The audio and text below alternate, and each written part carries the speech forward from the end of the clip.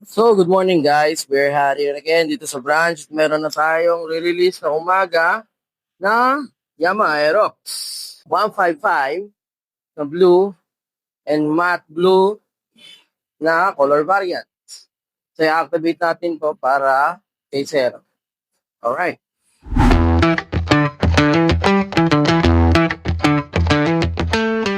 I'm the one they talk about. Shut it down. I'm the one they talk about. Shut it down. I'm the one they talk about. Shut it down. Yeah, I'm the one they talk about. Shut it down. He the type to swipe the card, no limit on the black. I'm the type to make a rich boy double back. Got him sprung, now his ex-girl looking tragic. He wanted magic, this ain't a trick, it's a habit. Look at certain body, you know I never fumble. If a hater try to test me, I'ma make a crumble. 22, but living like a self-made queen.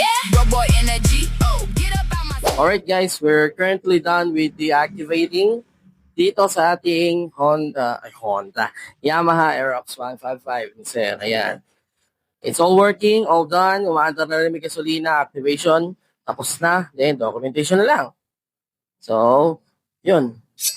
So, yun guys, na programa natin ng kontrata.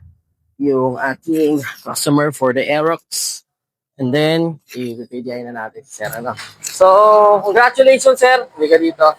Sa bago mong unit, this is Aerox 155 na standard version. Glossy blue and matte blue na combination. So, una kong i-explain sa inyo, sir, is yung susi natin.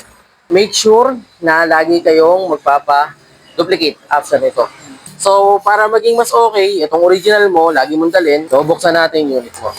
So, yung unit mo, sir, meron tong 155cc na makina. Naka-liquid cooled na rin to, sir. Wala nga lang ABS. Naka-disc brake sa unahan, drum brake pa sa likod. So, pagganahin natin lahat ng electronics, sir. Ano? So, gumagana signal lights natin sa kaliwa. May ilaw. Then, kanan. Check niya, sir.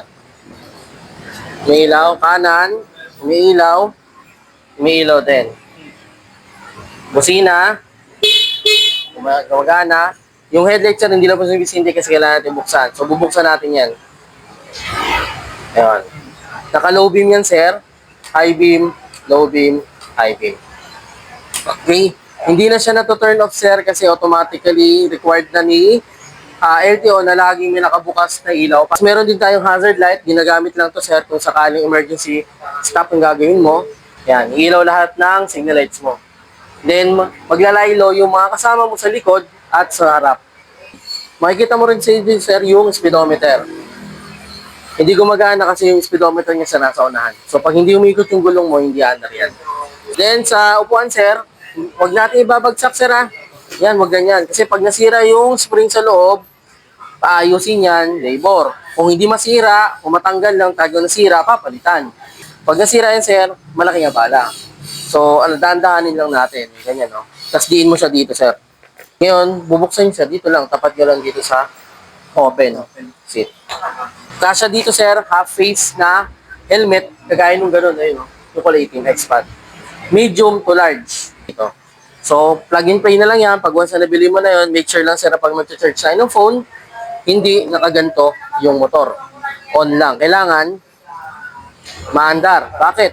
Pag nalobat ka, sir, hindi mo mapapandar yung motor. Wala yung kickstart. So, pupunta ka ng metal gear, magpapacharge ka ng baterya. Ito yung baterya natin, sir. Ito. Tanggalin lang to screw, nandiyan na yan. Okay? Yung fuel consumption. Ito, sir, kung gaano katipid yung motor mo sa gasolina. Nakikita mo dyan. Yung normal battery capacity is 12.4, 12.3. Yan. Pag umandar yan, nag-charge kasi yan. Tapos maya-maya, bigla na nang tataas yan. Ayan, o. Nag-13. Una, bumaba, mamaya tataas yan. Ngayon, make sure na lagi nag-charge yung battery. Diyan mo titignan kung palubat ka na. So, since wala ka na question, sir, picture muna tayo, sir, ano?